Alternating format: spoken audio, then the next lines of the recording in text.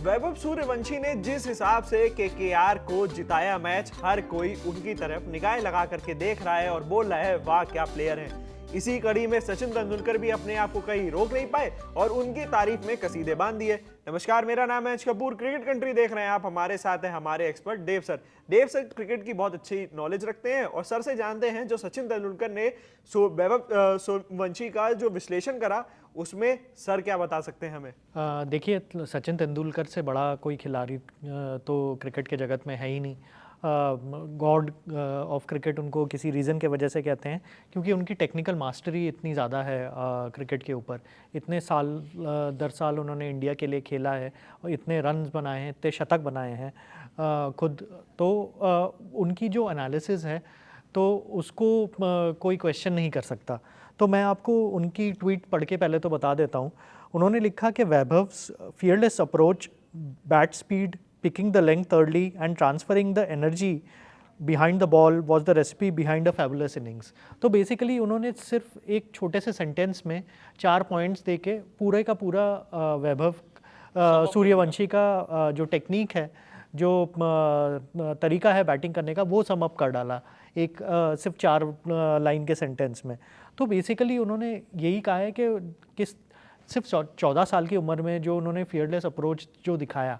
आपको याद होगा कि उन्होंने जो डेब्यू किया था, फर्स्ट बॉल जो उन्होंने फेस की थी, Shardul Thakur experience bowler, India के लिए खेल चुके हैं, उनकी बॉलिंग पे पहला बॉल उन्होंने छक्के के लिए मार दिया था लखनऊ के अगेंस्ट।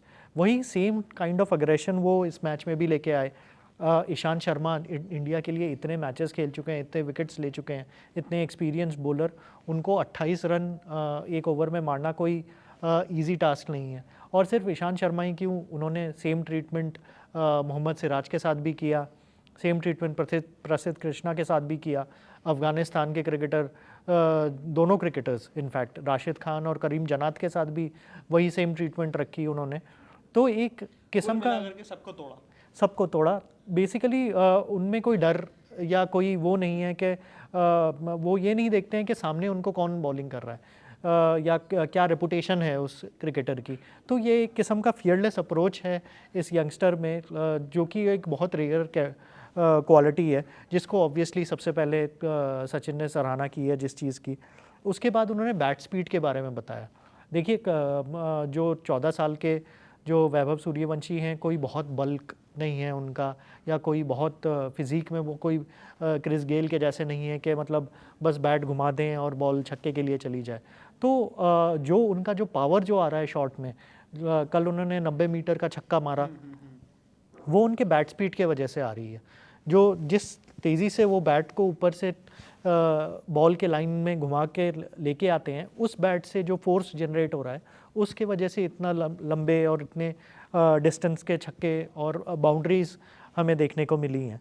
उसके बाद उन्होंने पिकिंग लेंथ अर्ली के बारे में बताया। ये एक बहुत यूनिक कैरेक्टरिस्टिक होता है, जो कि क्रिकेट जगत के जो एक्सपर्ट्स हैं, वो लोग कहते हैं कि एक लेजेंड या टॉप क्वालिटी क्रिकेटर का क्वालिटी होता है कि वो लेंथ को जल्दी पिकअप कर सके।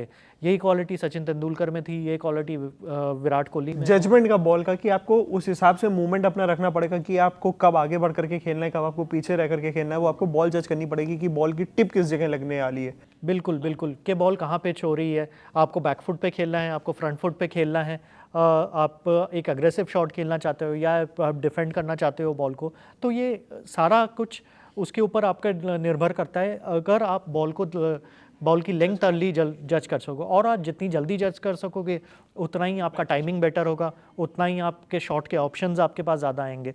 तो ये भी एक quality I think Sachin Tendulkar ने भी नोटिस की है, और मुझे लगता है कि यही क्वालिटी राहुल द्रविड़ ने भी नोटिस की थी, और इसीलिए उन्होंने उनको पिकअप किया राजस्थान रॉयल्स के लिए। क्योंकि एक 14 साल के लड़के पे 1 करोड़ के ऊपर स्पेंड करना बहुत बड़ी बात होती है।